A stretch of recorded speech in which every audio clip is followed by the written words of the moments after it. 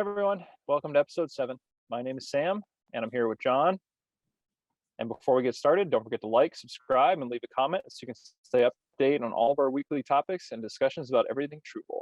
Today, we're going to be talking about, why don't you kick us off, Jonathan? So last week, we spoke about the criticality of knowing the why, and we started touching upon you finding yourself in a situation where there's some problem with the project you're on, some project pathology of some sort, and what should you do? We started getting into a little bit of advice, but we didn't actually get all the way there. And I think this week we're going to get into giving a little bit more advice from the perspective of someone who finds himself in that situation, along the dimensions of what you could do within the project, what you could do working on yourself, and maybe at some point, whether or not you may need to make some other decisions, I guess. So maybe your first instinct when you have a situation where nothing makes sense within the project and everything's very, very frustrating. At least I've had these moments where you just want to go all Walter Sopchak and, ask, does anyone around here give care about the rules? And that can be very cathartic, but at the end of the day, you want to hone the energy into something more productive. So, Sam, I'll kick it over to you. Just as an initial matter, what's the first thing to do when you notice that you have your project suffering from solution monomania or some other pathology? Yeah, before I even say what to do, I'd like to acknowledge that having awareness and being confident that you're identifying the situation correctly is always step one. Because this episode about what do you do is, I want to start by acknowledging it's hard. It's hard to know what to do, especially when you're in a position where you're being given instructions and you don't feel like you have a lot of control. But the first step is to be aware and really take the time to cultivate that awareness and identify in the situation what is crazy and what is not crazy. Or simple things like, am I working with a given objective? Has the objective been clearly articulated to me? Do I understand the problem? What am I trying to solve at a deeper level? Some of the things we discussed when we talk about, the why. Do you know the why? And are you aware that you're working without it? I think that's the first part. And like Jonathan said, whether you're talking about personal or action oriented, the first action is always introspection, I And believe. I generally, if Sam and I are giving advice, we're also coming from a place of mindfulness and other disciplines beyond business.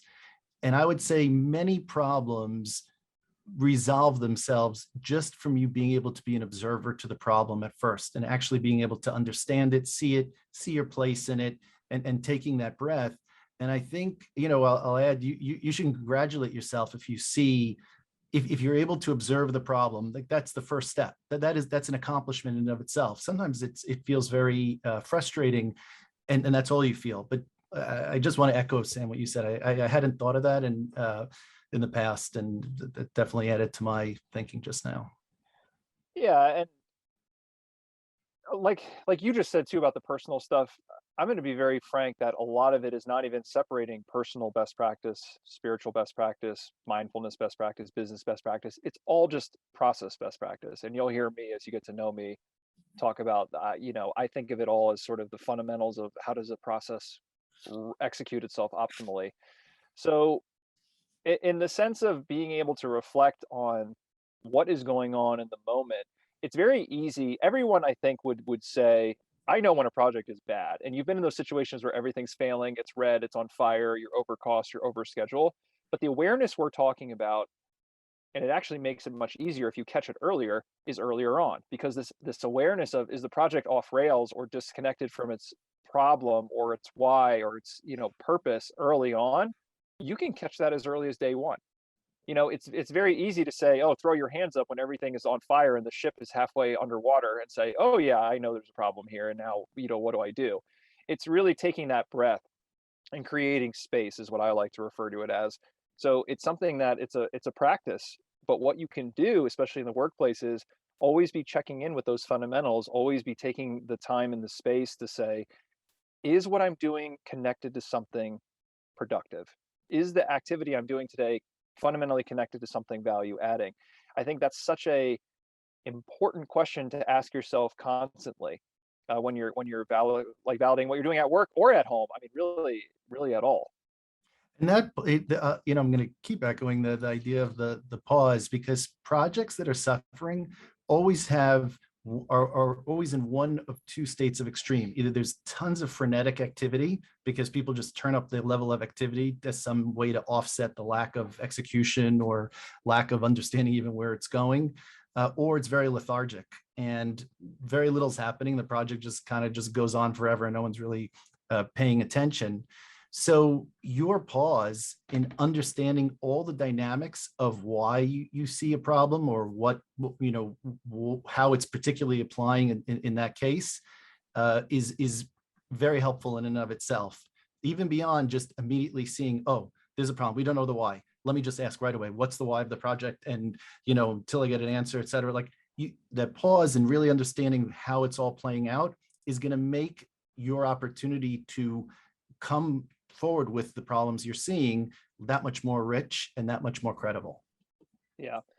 And to pause, I mean, we all, I've seen it in, when I work on contracts, when I work on projects, one could think, oh yeah, it sounds easy enough to have a time to pause, but when you're actually working 10-hour days and the activities become frenetic, it's not as easy as you might think. I think creating space at work is actually quite challenging for a lot of people if they don't have sort of this at the forefront, which is, we're talking about practical advice, and this is very, very step one.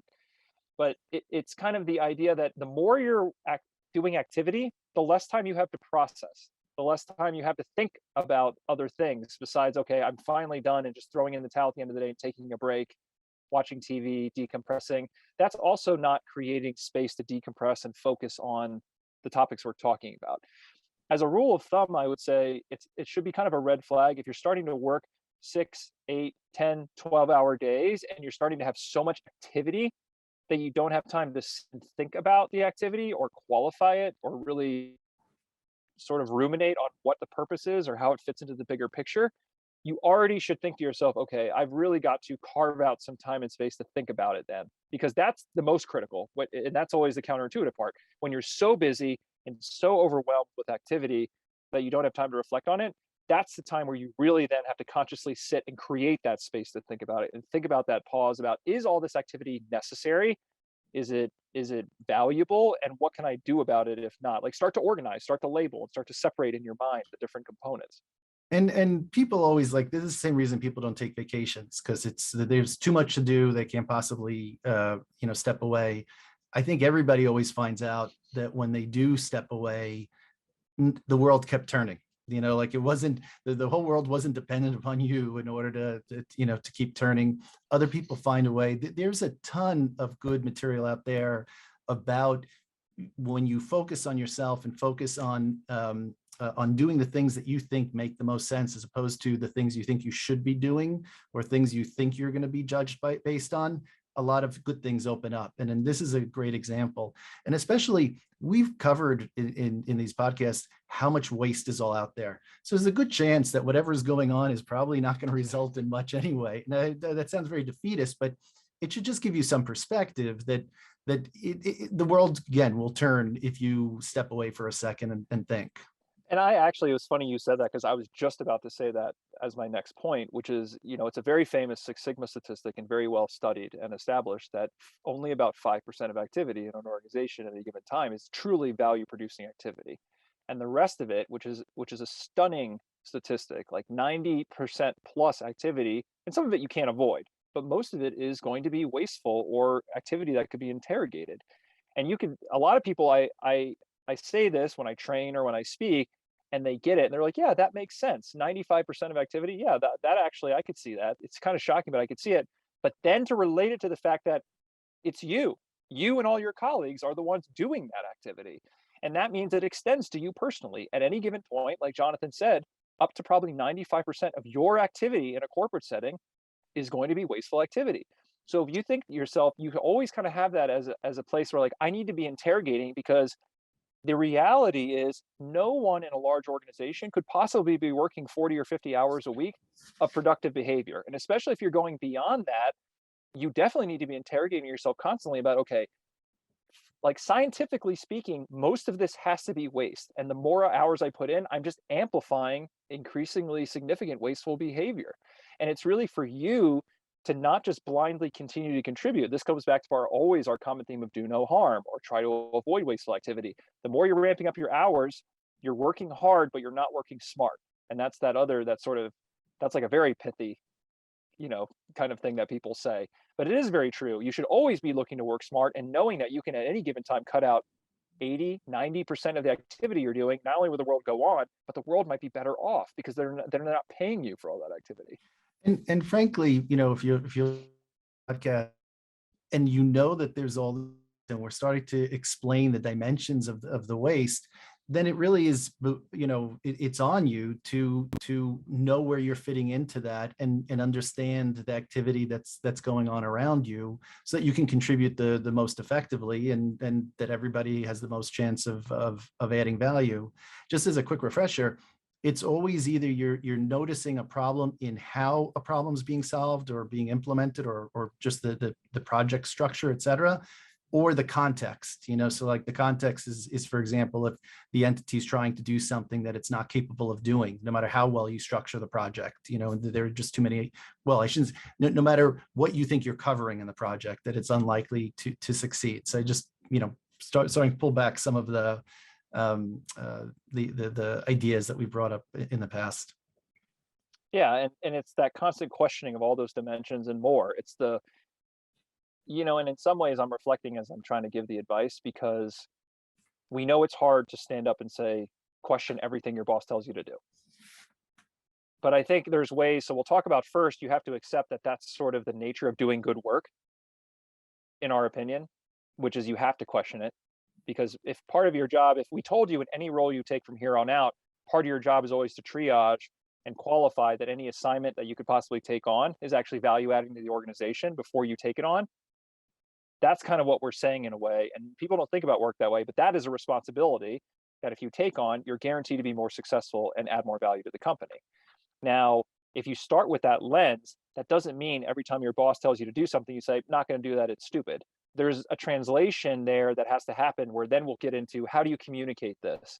How do you start to package your understanding and awareness of some things might be better to do and some things wouldn't be better to do, and then start managing up and managing the project responsibilities and managing the people around you to bring attention to those spaces so that people can all get behind you. Because if you're just being whipped into a frenzy and every time you're at your desk pondering and your boss is like behind your shoulder saying, you look like you're not working, get back to work. Like if you're kind of in that mentality, it is a very stressful situation. So there's a lot of different shades of this. And Sam's hitting upon like the second piece of advice. So that there's the awareness, but then lead by example. You work the right way, you engage in the right way, and by doing that, you enable other people to do the same. I think that, Sam, you started, I don't know if you want to go straight into the how you communicate the problem or how you engage in your boss, but I'll start with just a piece of advice that I know I always look at it from how can something succeed? What is a path that can make all this activity make sense? What's a path for value to be added from this? Not looking at it from all the ways that something's going to fail, all the ways that something is a problem. So I think just having that orientation gets you engaged with people, or makes it worthwhile for people to engage with you, because we certainly aren't suggesting that you just walk around saying that's a problem, that's a problem, that's a problem. Like that's not very effective, and it's not very helpful to anybody. You're not going to teach anybody anything. So you want to show that you're biased to action. We used that phrase last time, and we always say we don't like that phrase as a general idea, because it's almost like an instinct to just start doing frenetic activity. But your bias for action is to add value. It's value adding action. And adding value can be in considering, interrogating, questioning commands to make sure you understand it. One practical tip that I would give, and I combat this even now in my consulting work, because I guarantee even at my level of I guess self-assessed maturity or competency, I still run into situations constantly. We're at very high levels in organizations. You're given things and assignments and objectives that are untethered generally not really well structured, or at the worst case, completely nonsensical, because somebody's just being whipped into a frenzy or under pressure to make you work on something or get something out the door. And it's not that I'm in these engagements constantly saying, "No, I'm refusing to do the work." But the first step is asking questions. People are so resistant or hesitant to ask questions. Do not take on assignments that you have to be honest about whether you understand them or not. I see so many people where I'm sitting at a table and one person is giving an assignment to another person. The person who's giving the assignment clearly doesn't understand it all the way, and the person who's receiving the assignment definitely has no chance of understanding it. But then they say, "Yes, I will go do that." And then they go off and then they do something which can't possibly be what they were assigned to do, because the instructions were just so poor or unsubstantiated that they can't do anything. All you have to do there is, it feels overwhelming if you take it back to your desk and start saying like, "I have no idea what I'm doing." That's when things get hairy. But in the moment, ask questions, be very inquisitive. I think it goes a long way to say, if you're just genuinely asking questions to understand things, I've rarely seen, and even in the most toxic work environments, that be, completely dismissed. It's always your right to say, "Well, can you explain a little bit more about how this needs to be done? The parameters, the measures of success." I mean, basic questions, like, get used to asking them all the And time. and I would say this is the general advice I would give in what Sam's saying in any interaction. This could be with a customer, it could be with anyone. It's not just someone who's giving you work, because most of the time when people are communicating, it's like trying to communicate a song that you have in your head. There's so much going on there, especially when there's frenetic activity, that the amount you're actually communicating is so much less than you realize. And when somebody stops you with asking some questions, A, it's showing that they're engaged. So, that's helpful. B, it slows you down a little bit so that you can actually convey even more information and more, rich detail. And C, helps manage the expectations, because you're either going to act like you get it or whatever it is that's motivating you just to, take the information and move on. And you can act like it now and then suffer later when whatever you deliver is either, you think is fast, but the customer or your boss thinks it's slow, or, whatever those unspoken expectations, are there because you didn't ask the questions. It's going to come out at the beginning, or it's going to come out at the end in much worse fashion. Yeah, it's always going to come back to bite you if you don't every interaction. I like that, what Jonathan's saying. It's all interactions with any projects. If you're an operating person at home in your family life, like, it's, if people are not stating expectations clearly, and you're setting yourself up to fail by trying to meet them when you don't know what they are.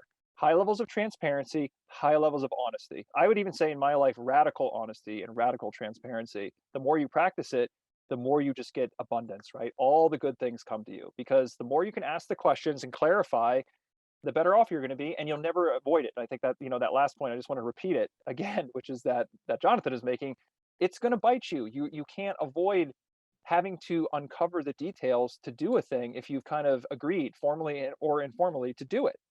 How could you possibly be successful? Your chance of guessing it is so small compared to just taking the time to say, "I don't know." I think a lot of people, the problem here is that people are very, it's another systemic cultural thing, that asking questions makes you look weak, or somehow makes you look like you're not intelligent, that you didn't understand what the person said. I think we need to really turn that narrative around and say that asking questions, being intellectually curious, being thorough, being engaged, that's the sign of strength, not a sign of weakness.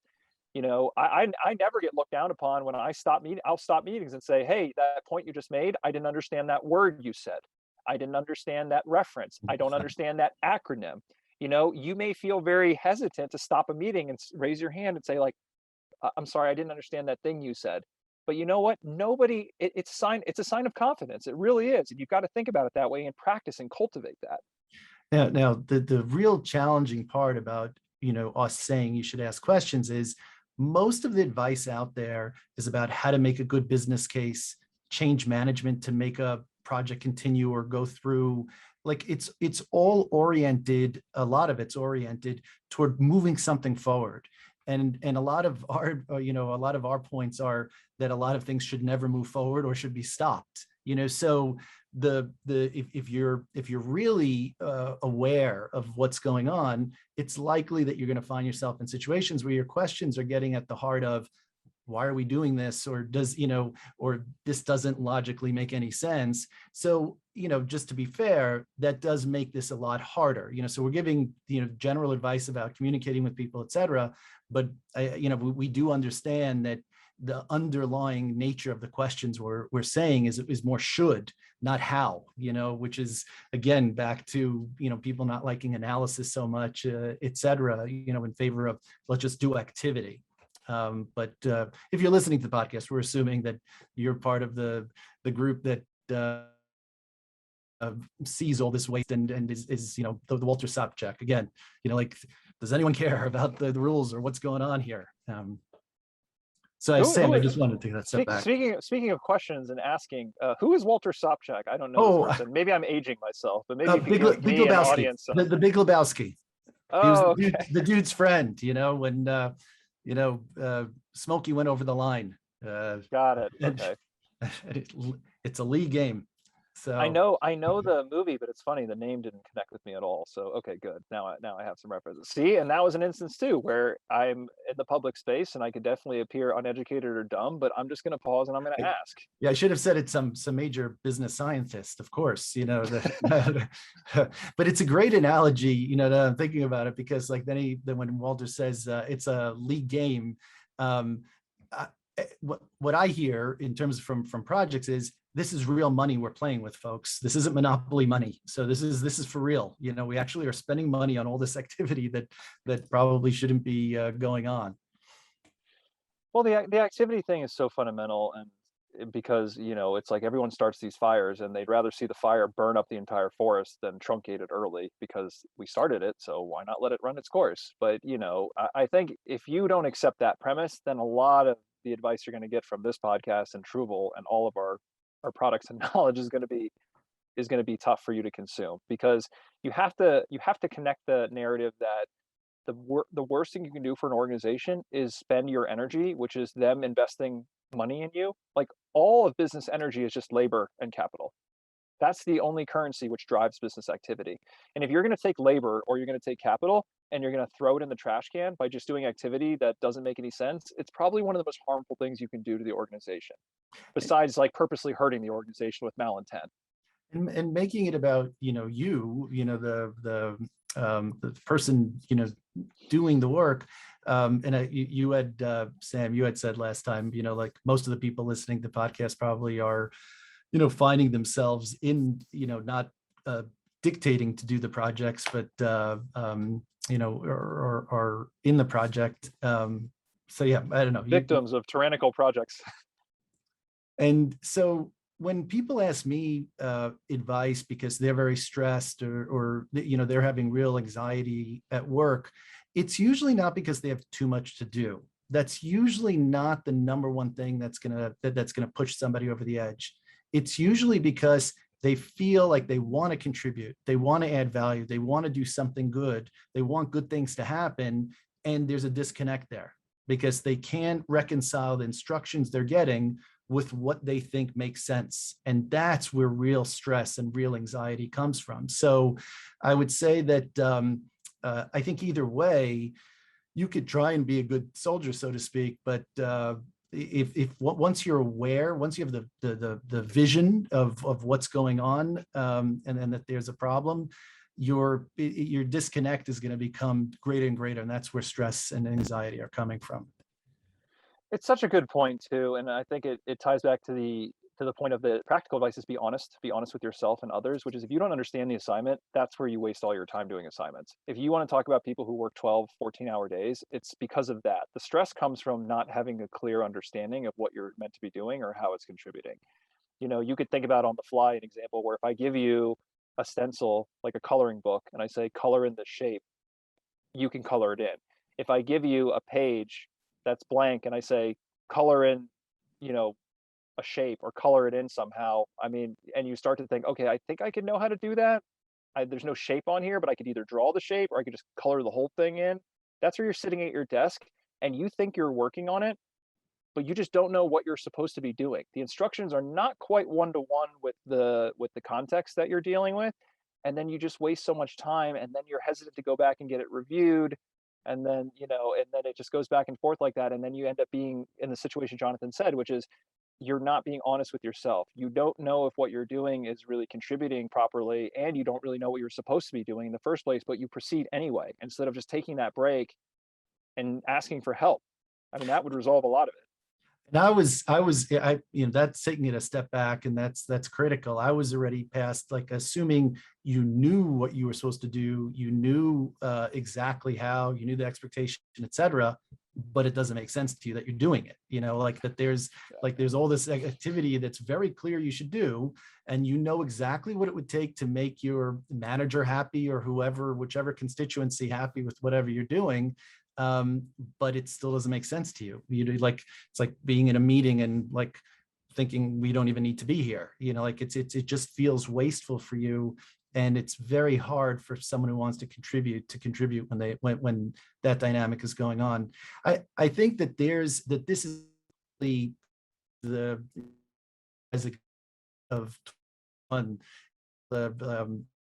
have resigned in the past year. I mean, there's a lot of reasons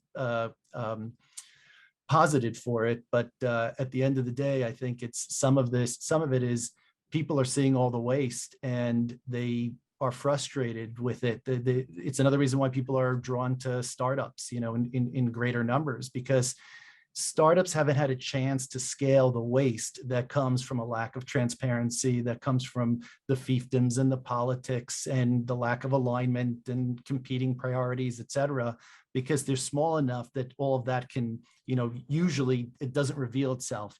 Once an entity gets big, it scales all the waste from having those problems. And I think people are just tired of it. They're definitely tired of it.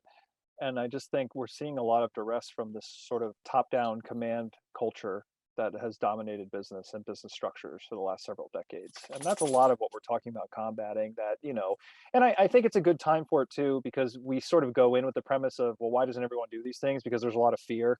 There's a lot of fear of retaliation from your manager. There's a lot of fear to speak up, to look weak, to ask questions, and look like you're being slow, to appear like you're not working, like you're not being productive. I mean, a lot of that is what's driving, ironically, it is the stuff that Jonathan's talking about, is driving people out of organizations. But a lot of times it's not because, that tension was set there because managers are becoming more open, is what I'm trying to say. Because everyone is dealing with these problems and everyone doesn't, they don't, a lot of times managers too are not trying to make your life terrible.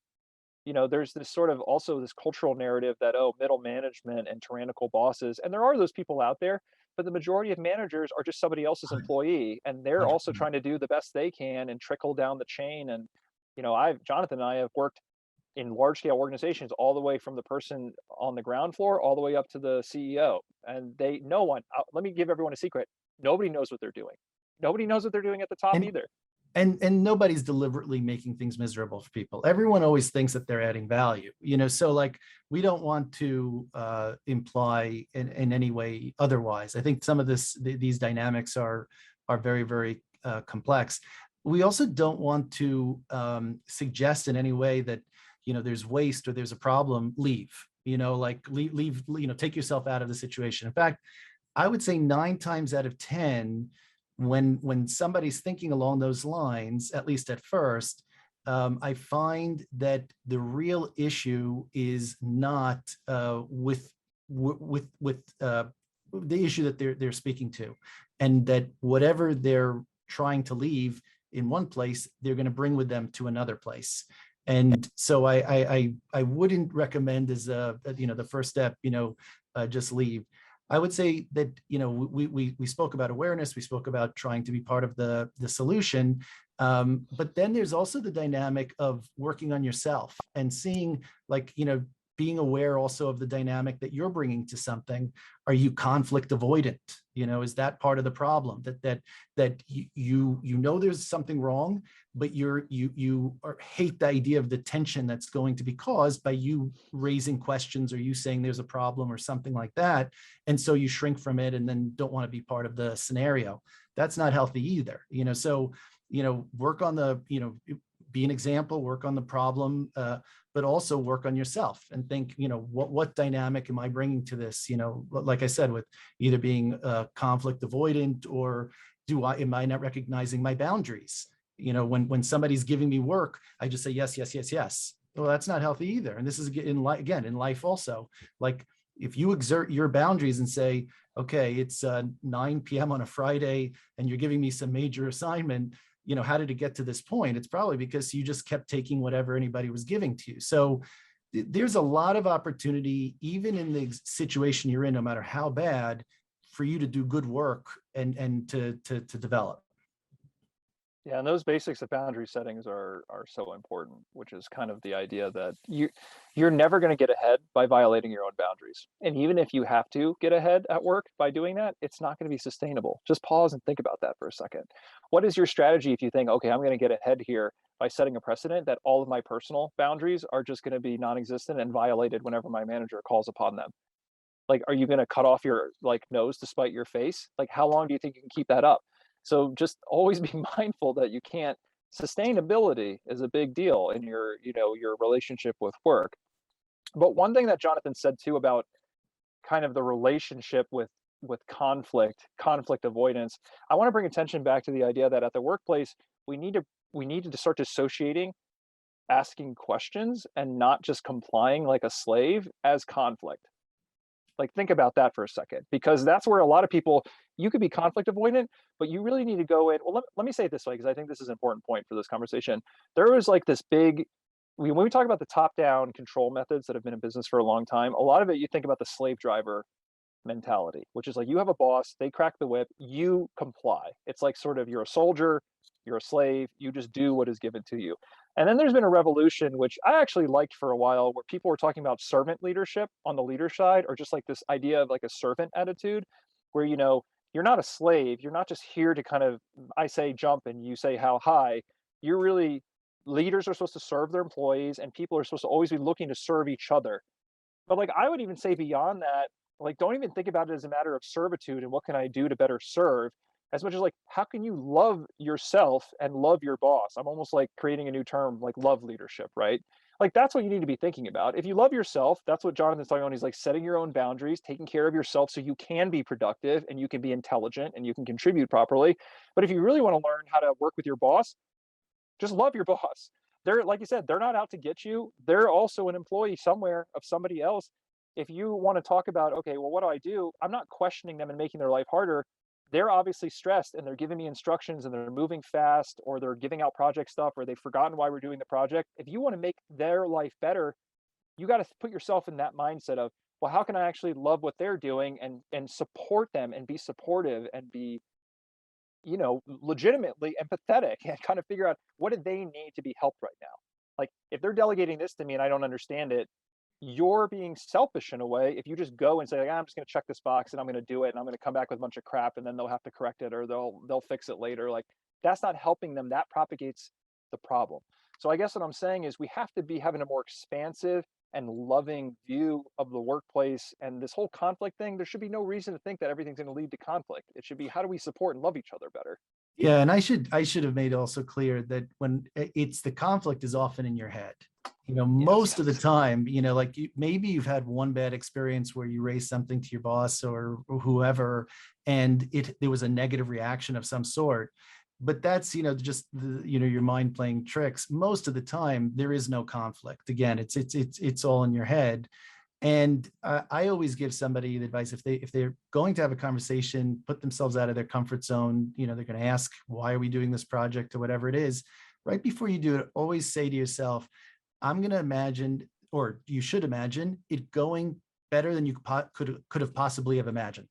So just do that visualization. Imagine it going better than you could have imagined, and then step into it, because otherwise you're going to bring into it like all your fear and that undertone comes into the conversation. So I totally agree with Sam. Obviously, it's not necessarily that it's conflict but it's in your head. And even if there is conflict, I should say, conflict is good. Conflict is not a bad thing. No, nothing would, if the world only had consensus on all things all the time, we wouldn't make much progress. No change occurs in consensus or without conflict. It always had change requires some tension.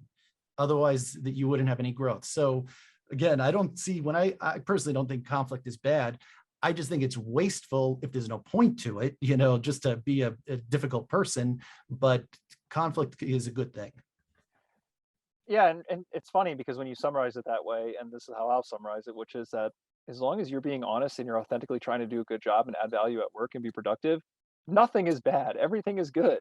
Like if you come in with that mindset, whether you're fighting or you guys are having corporate therapy and you're sobbing in a room and you're saying, I don't understand anything and you don't understand anything. I mean, as long as you're all trying to do the right thing, you have to assume that resonates with people. I don't know why we've gotten into this mode where besides following orders blindly and just executing to deadlines and targets, that everything else outside of that is conflict and bad and wanting to be avoided. It should be the opposite. I mean, all the things that helps you get to an authentic, positive result, you should be looking at that's the good stuff. That's the stuff you want to cultivate in yourself and always be challenging in a productive and loving way. What when it doesn't match up. I have plenty of anecdotes even from recently, like in the past year, where I'll be on client site and somebody will come into my office with a request that I think is a bit off kilter, or obviously they're not in the right mind. And if I ask them questions and they seem to be getting increasingly frustrated with me, I will concede eventually, and I'll say something like, "Okay, I don't really fully understand this. I will attempt to start it if you think it will support you, but if you could give me more information or if there's anything I could do to make your life easier, please let me know." And sometimes it's going to be just do what I tell you to do. But if you always come at it and you ask next time, "Hey, I didn't really quite understand this the first time. Here's my best attempt. Is there any chance we can sit down and talk it out more? I really want to help you." You know, you can't love someone so much that they hate you for it. You know what I mean? It's like you don't want to be looking out for you. Look out for them. Take care of your manager. Take care of the project, but don't just kind of get in this habit of doing things blindly. And yeah, the conflict is good. I was trying to find this quote, as we were speaking just now, but there's a quote by Will Cather. I'll have to find it.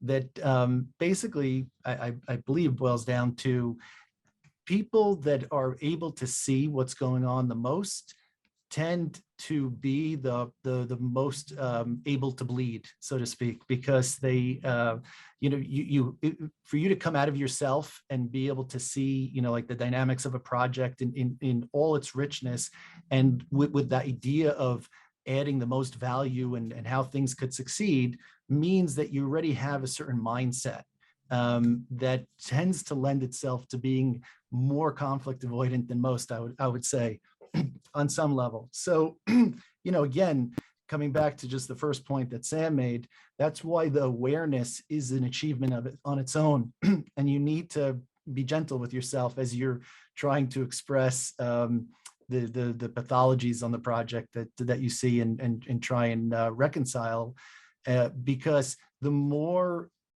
good you are to yourself and the more it comes across in how you're engaged, the more likely you're going to be successful anyway. So It is the most critical thing. Yeah, you are connected, and just to piggyback off that, you're connected to, this is personal and professional. You're connected to everything. You have to always be expanding your vision outside of yourself. On a project, especially, you are not a cog in the wheel. You may have been trained to think that, but it's not the case. You are part of a greater whole that's working to achieve an objective that has to rely on your input and everyone around you collaboratively. You are always part of something greater than yourself. You can never go to your desk and assume that what you're doing is right just because you think it's right and you're doing it. You have to always have the responsibility to be aware. Be aware of how your behavior is impacting those around you in the project itself. now Sam's hitting a point that, I mean, we could spend several podcasts about your special purpose or your unique contribution, the chance you have to offer unique things to the world. Most people don't get there because most people are living in a world of should. My boss told me I have to do this. I don't ask too many questions. I need to be busy. I need to whatever. Everything is should. And in a regime of should, you will never find that purpose or that unique contribution that you really do have to offer. Whereas when you're in concert with yourself and concert with with the work, that the work you're doing, you believe makes sense and is going to add value, that's when you have the opportunity. So I don't know if Sam, if you're okay with taking a little detour on the should, but giving a plug for one of my favorite books, Becoming a Conscious Business, by Sam. I actually think Sam did a brilliant job of explaining that should dynamic and the harm it can lead to. Yeah, I appreciate the plug. So I did write a book. It's called Becoming a Conscious Business. Oh, he had it queued up. Yeah. So I talk about this a lot, and the whole idea of should is, it's based on the idea that there's a future that you're going to be able to kick the can down the road. And this isn't new to a lot of people. I mean, but the idea is your action should always be based on stuff happening now. And that's actually not just sort of this new age container that says you should always be present. It is that, but process wise, business wise, personal wise, decisions that you can act on now, having the data you have now, and not thinking like I should do this, but I'll do it later, or I'm not going to do it because of what I know now. It's just a lack of courage and like you falling prey to your own patterns. Like the more you can act on what you know now, right now, your life will carve a path to a more successful one, productivity wise, but also should be more fulfilling and more happy. And that leads me to another point that's not directly related to the book. I can't sit here and say, oh, I think you should read the book. I wrote it. So I obviously think there's a lot of value in it, or at least for Oh, my own journey. I could But say it. yeah, You should read it. Jonathan will say you should read it. But the idea is you've got to also not be afraid of repercussions you can't control. So I should stay in my lane because I might get fired, is one that I hear a lot in the field. And I remember in my own personal journey, which I talk about in my story and in the book, and you'll get it more in the podcast too as we go, is that there has to come a time in your life where you decide compromising my happiness in the moment is not worth this job. Now, sometimes you might not have the privilege because it could put you on the street or get you evicted. So like there's a very practical reality to that. So like if you have, a little bit of space where you can kind of be more honest at work and also know that getting fired is everyone's worst nightmare, but it's actually if your heart's in the right place, people don't get fired on a dime. That actually doesn't really happen. That's sort of a workplace myth. Like if you're trying to do the right thing, it's actually very unlikely that you're just going to get fired for speaking up or acting out of line a little bit.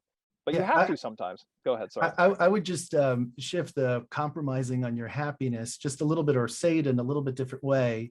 If you're always living or acting at work based on should, eventually you're not yourself. You're not you're if all your activity is based on what you think someone should do, but it's not what you think you should do, but it's based on what you think society is going to accept or your boss is going to accept, etc. Even if you're quote unquote successful, like, and you don't get fired or whatever it is that you think you're going to be successful in, you will have greater and greater tension because you can't keep that up because it's not you. Now, we're getting really deep into like, finding yourself, but just bringing it back to, just where we started. We're trying to give just basic advice on, notice there's a problem, you're going to be that squeaky wheel, and, what's the best way to go about, now that I understand that I need a why on the project, et cetera. We gave advice on, work the situation, do it from a positive perspective. Do it by leading a good example on how you intake work, how you engage in the work that you do, et cetera. But if after that point, it's working on yourself. And that's why we're getting into all these other dynamics and seeing what are you bringing into the situation and being honest about what you want out of the job and what you want out of the activity that you're doing in life. So sorry, Sam, I didn't mean to come back and summarize so quickly, but I just wanted to explain how we had gone down what seemed like a rabbit hole, but is actually directly on point. Yeah, no need to apologize. It's just, as we get close to the end of this episode, I just think it's funny. And for those of you listening, I the practical advice is always that you're never going to get anything from us. And this can be frustrating, but it also can be enlightening, I think, in some ways, which is that if you're expecting us to say, okay, here's a checklist template of like, how do you make sure that the why is connected to the project? And here's like the kind of questions you should ask based on like this industry or this sector. That's not this kind of business. The idea that in some ways it's simpler to say, be honest with yourself, be self-aware of what you're doing and your productivity levels and your energy and your personal boundaries.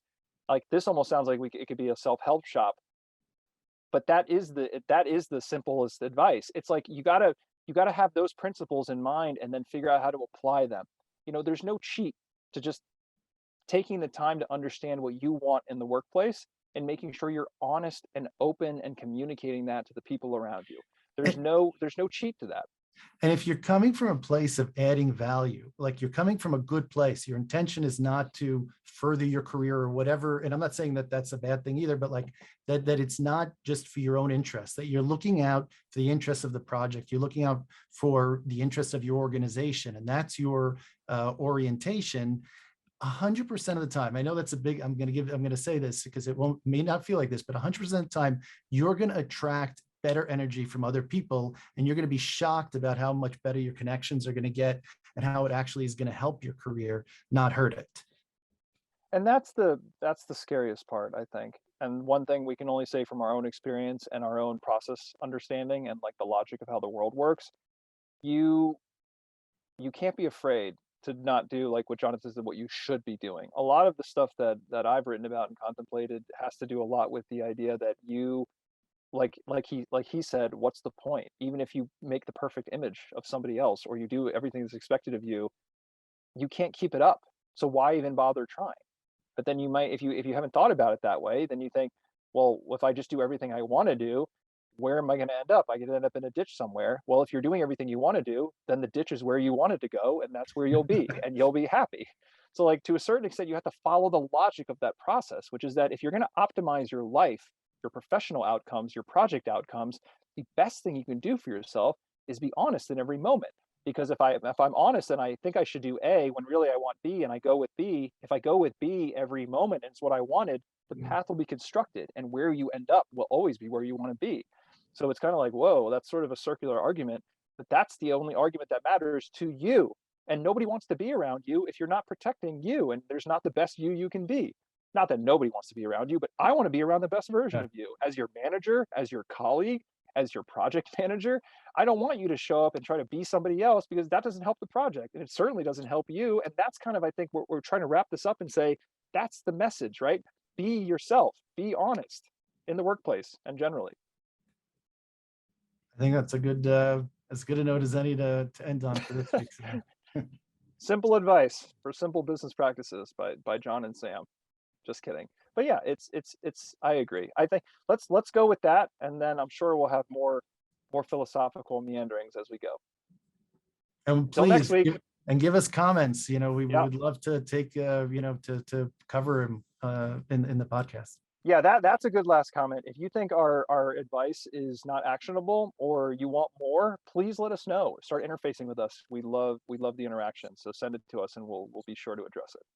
All right, until next week. See ya. See ya.